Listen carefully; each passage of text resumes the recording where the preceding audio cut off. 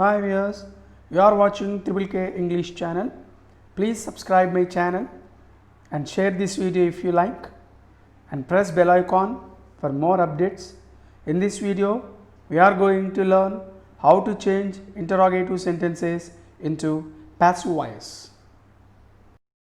Active voice, passive voice, session 2.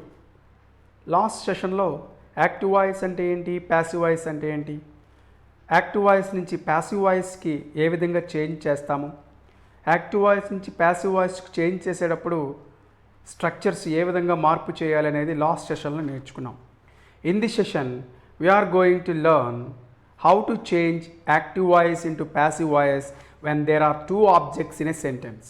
ఈ సెషన్లో active వాయిస్లో టూ ఆబ్జెక్ట్స్ ఉన్నప్పుడు ప్యాసివ్ వాయిస్లోకి ఏ విధంగా చేంజ్ చేస్తాము అనేది తెలుసుకుందాం.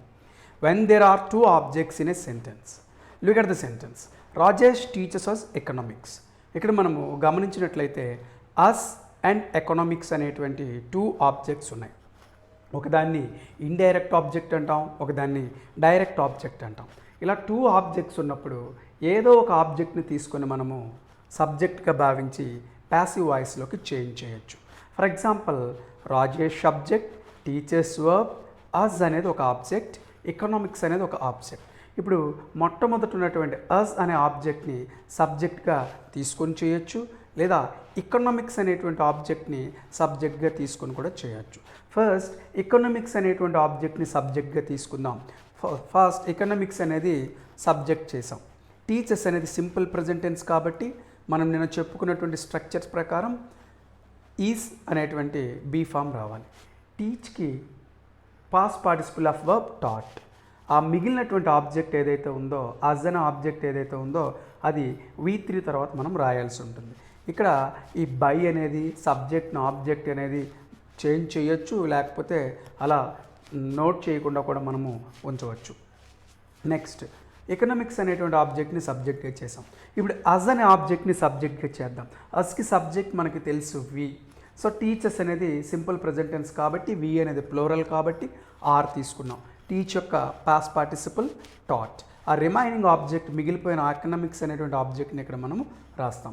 నెక్స్ట్ బై చేరుస్తాము, సబ్జెక్ట్ను ఆబ్జెక్ట్ చేస్తాము. ఇది మనం నోట్ చేసిన ప్రాబ్లం లేదు, నోట్ చేయకపోయినా ప్రాబ్లం లేదు. సో ఈ విధంగా ఎకనామిక్స్ ఈజ్ టాట్ అజ్ అనొచ్చు, వీఆర్ టాట్ ఎకనామిక్స్ అనొచ్చు. In the same way, Usha gave me some money. Usha subject, gave verb, me object, some money object. First మీన్ ఆబ్జెక్ట్గా తీసుకుందాం.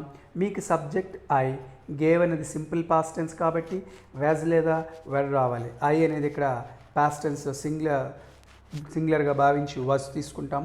గేవ్ యొక్క పాస్ట్ పార్టిసిపుల్ గివెన్. ఆ రిమైనింగ్ సమ్ మనీ అనేది ఇక్కడ రాస్తాం. బై ఉషా అనేది ఈ విధంగా బ్రాకెట్స్లో మనము ఉంచవచ్చు.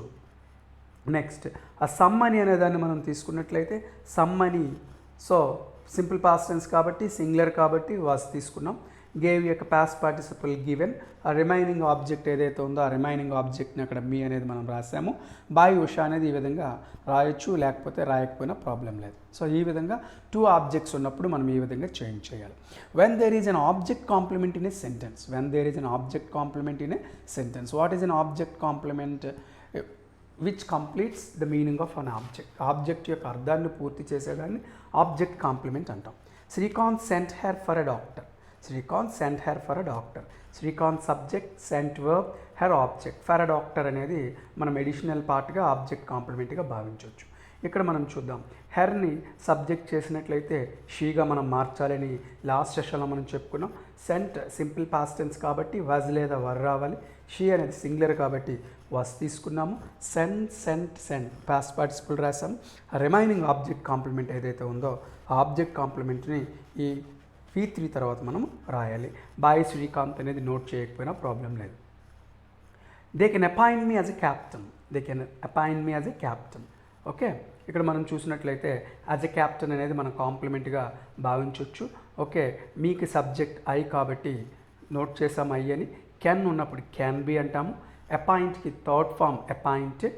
ఆ రిమైనింగ్ యాజ్ ఎ క్యాప్టెన్ అనేటువంటి కాంప్లిమెంట్ పార్ట్ ఏదైతే ఉందో ఆ కాంప్లిమెంట్ పార్ట్ని ఈ విధంగా నోట్ చేయాలి. By them రాయక్కర్లే. సో ఈ విధంగా she was sent for a doctor, I can be appointed as a captain. Okay, ఈ విధంగా two objects, when there are two objects in a sentence, when there is an object complement in a sentence, passive voice can be change like this. ఈ విధంగా passive వాయిస్ని మనం మార్చాల్సి ఉంటుంది. Next, interrogative sentences. మనకు తెలుసు లాస్ట్ సెషన్స్లో మనం interrogative sentences అంటే ఏంటో చెప్పుకున్నాం. ఇంటరాగేటివ్ సెంటెన్సెస్ అనేవి 2 టైప్స్గా ఉంటాయి, yes or no questions and WH questions అని చెప్తాం. ఫస్ట్ ఎస్ఆర్ నో క్వశ్చన్స్ ఇచ్చినప్పుడు యాక్టివ్ వాయిస్ని ప్యాసివ్ వాయిస్కి ఎలా మార్చాలో చూద్దాం. ఫస్ట్ అసలు ఎస్ఆర్ నో క్వశ్చన్స్ ఇచ్చినప్పుడు యాక్టివ్ వాయిస్ సెంటెన్స్ ఎలా ఉంటుందో గమనించండి. ఫస్ట్ మనకి తెలుసు అసర్టివ్ సెంటెన్స్కి ఇంటరాగేటివ్ సెంటెన్స్కి డిఫరెన్స్ మనకు తెలుసు. బీ ఫామ్ ఇంటరాగేటివ్ సెంటెన్స్లో ఫస్ట్ ఉంటుంది, నెక్స్ట్ సబ్జెక్ట్ ఉంటుంది. అదే అసర్టివ్ సెంటెన్స్లో అయితే ముందర సబ్జెక్ట్ ఉంటుంది, తర్వాత బీ ఫామ్ ఉంటుంది. ఇక్కడ స్ట్రక్చర్ చూడండి ఎలా ఉందో, be form plus subject plus verb plus object. ఇది ఎస్ఆర్ నో క్వశ్చన్ యాక్టివ్ వాయిస్లో ఉంది. ఫస్ట్ బీ ఫామ్ ఉంటుంది, తర్వాత సబ్జెక్ట్ ఉంటుంది. దీన్ని ప్యాసివ్ వాయిస్లో చేంజ్ చేసేటప్పుడు జాగ్రత్తగా గమనించండి. ఆ బీ ఫామ్ ఏదైతే ఉందో ఆ సబ్జెక్ట్ని బట్టి ఆ బీ ఫామ్ని అక్కడ మనం నోట్ చేస్తాం. యాక్టివ్ వాయిస్లో ఉన్న ఆబ్జెక్ట్ ఇక్కడ సబ్జెక్ట్ అవుతుంది. నెక్స్ట్ మరలా మన యొక్క టెన్స్ ఫామ్ ప్రకారం కొత్త బీ ఫామ్ ప్లస్ V3 అనేది వస్తుంది. బీ ఫామ్ అంటే in such cases be form ఉంటుంది, in such cases be form అనేది ఉండదు మనకి. For example simple present tense, simple past టెన్స్లో అయితే ఇక్కడ బీ ఫామ్ రాదు. రిమైనింగ్ అన్ని టెన్సెస్లో కూడా మరలా ఇక్కడ బీ ఫామ్ అనేది మనకి వస్తుంది. And V3 plus subject becomes object. So ఇది ప్యాసివ్ వాయిస్లో స్ట్రక్చర్ ఎలా ఉంటుంది. కన్ఫ్యూజ్ అవ్వద్దు, సెంటెన్సెస్ చేంజ్ చేసేటప్పుడు మనకి ఈజీగా అర్థమవుతుంది. ఫస్ట్ చూద్దాం ఒకసారి. Is she making a nice cup of coffee. మనకి తెలుసండి ఇది యాక్చువల్గా ఇది అసర్టివ్ సెంటెన్స్ అయితే she is making a nice cup of coffee అన్నారు. అంటే ఏంటి, అసర్టివ్ సెంటెన్స్కి ఇంటరాగేటివ్ సెంటెన్స్కి డిఫరెన్స్ ఏంటి? అసర్టివ్ సెంటెన్స్లో షీ ఈజ్ మేకింగ్ అంటాం, ఇంటరాగేటివ్ సెంటెన్స్లో ఈ షీ మేకింగ్ అంటాం. ఏం లేదు, సబ్జెక్టు బీ ఫామ్ చేంజ్ అవుతాయి. అక్కడ షీ ఈజ్ అంటాం, ఇక్కడ ఈ షీ అంటాం. ఫస్ట్ చూద్దాం ఒకసారి. ఇక్కడ మనకి అబ్జర్వ్ చేయండి, ఈజ్ అనే విషయాన్ని పక్కన పెట్టండి. సబ్జెక్ట్ ఏంటి? షీ. వర్బ్ ఏంటి? ఈజ్ మేకింగ్, కాకపోతే ఈజ్ ముందుకు వెళ్ళింది. మేకింగ్ అనేది verb. A nice cup of coffee అనేది మనకి ఆబ్జెక్ట్. ఎస్ఆర్ నో క్వశ్చన్స్ వచ్చినప్పుడు ఎప్పుడు కూడా ఫస్ట్ మనము ఆ బీ ఫామ్ ప్లేస్లో అలా ఉండేవండి. ఒకసారి దాన్ని ఏం చేయద్దు, ఈజ్ అనే దాన్ని ఏం చేయద్దు, ఆబ్జెక్ట్ని సబ్జెక్ట్ చేయండి first. A nice cup of coffee. ఇప్పుడు యాక్చువల్గా మనకి ఇక్కడ ఇచ్చినటువంటి టెన్స్ ఫామ్ ఏంటి? Is making. కాకపోతే ఇది క్వశ్చన్ ఫామ్ అవ్వటం వల్ల ఈజ్ ముందుకెళ్ళింది, మేకింగ్ వెనకాల వచ్చింది. ఈజ్కి మేకింగ్కి మధ్యలో షీ ఉంది. ఇప్పుడు ఈజ్ మేకింగ్ అంటే ఏ టెన్స్? Present continuous tense. Present continuous tense ఉన్నప్పుడు మనకి ఏం కావాలి? ఈజ్ లేదా యామ్ లేదా ఆర్ రావాలి. ఓకే, ఈజ్ లేదా యామ్ లేదా ఆర్ రావాలి. ఇప్పుడు నైస్ కప్ ఆఫ్ కాఫీ అనేది సింగులర్ కాబట్టి మనకి ఏం కావాలి? ఈజ్ కావాలి.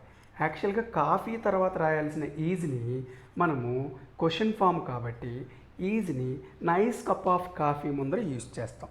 అందువల్ల is a nice cup of coffee. Next present continuous tense కాబట్టి మనకి బీయింగ్ రావాలి, అందుకే బీయింగ్ అనే పదాన్ని మనం అక్కడ రాస్తాం. నెక్స్ట్ మిగతాది నార్మలే. మేక్ థర్డ్ ఫామ్ ఏంటి? మేడ్. బై చేరుస్తాం, షీకి ఆబ్జెక్ట్ హెర్. అసలు కన్ఫ్యూజ్ అవ్వద్దండి, వెరీ ఈజీ. ఈ she making a nice cup of coffee. ఇక్కడ ఇప్పుడు దాకా మనం లాస్ట్ సెషన్లో చేసింది అసర్టివ్ సెంటెన్స్, సబ్జెక్ట్ తర్వాత బీ ఫామ్ ఉంటుంది. ఇక్కడ బీ ఫామ్ తర్వాత సబ్జెక్ట్ ఉంటుంది. ఫస్ట్ ఇక్కడ మనం అబ్జర్వ్ చేస్తే షీ అనేది సబ్జెక్ట్ అని మనకు తెలుసు, ఈజ్ మేకింగ్ అనేది వర్బ్ అంటే present continuous, a nice cup of coffee అనేది ఆబ్జెక్ట్. మన రూల్ ప్రకారం ముందు ప్యాసివ్ వాయిస్లోకి మార్చేటప్పుడు ఆబ్జెక్ట్ని సబ్జెక్ట్ చేస్తాం, a nice cup of coffee అన్నాం. ఇప్పుడు స్ట్రక్చర్ ఏంటి? టెన్స్ ఫామ్ ఏంటి? Is making. Okay, is making question form కాబట్టి ఈజ్ ముందుకెళ్ళింది, షీ ఉంది, మేకింగ్ ఉంది. ఇప్పుడు nice cup of coffee present continuous కాబట్టి ఈజ్ కానీ యామ్ కానీ ఆర్ కానీ రావాలి. Nice cup of coffee singular కాబట్టి ఈజ్ ముందుకు తీసుకొచ్చాం. మరి కంటిన్యూస్ టెన్స్లో ఉంది కాబట్టి బీయింగ్ చేర్చాలి, అందుకే బీయింగ్ చేర్చాం. నెక్స్ట్ మేక్ యొక్క థర్డ్ ఫామ్ మేడ్ నోట్ చేసాం, బై నోట్ చేసాం, షీకి ఆబ్జెక్ట్ హెర్. ఈ విధంగా మనము చేంజ్ చేయాలి. సెకండ్ సెంటెన్స్ చూద్దాం.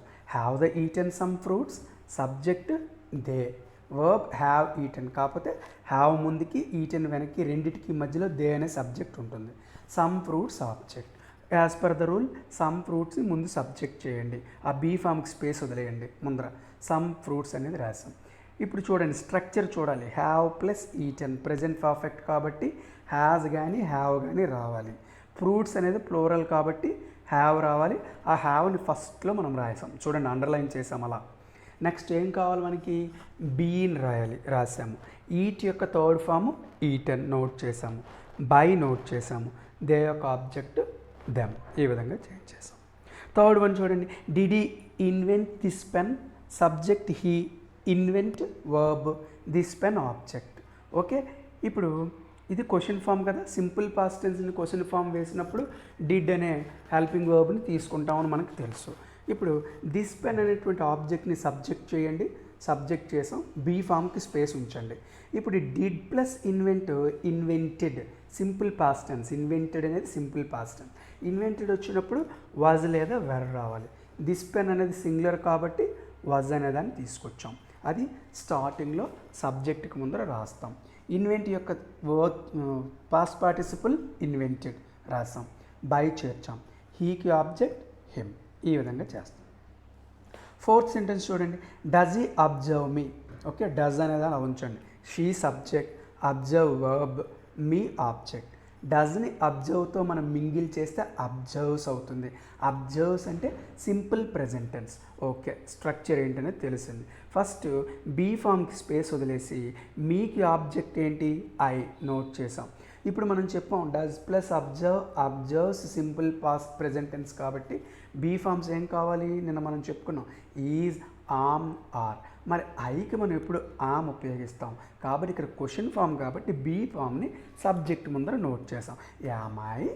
అబ్జర్వ్ యొక్క థర్డ్ ఫామ్ ఏంటి, అబ్జర్వ్డ్, బై చేరుస్తాం, షీకి ఆబ్జెక్ట్ ఏంటి, హెర్ నోట్ చేసాం. Okay, am I observed by her, నేను ఆమెచే గమనించబడ్డానా అని అర్థం.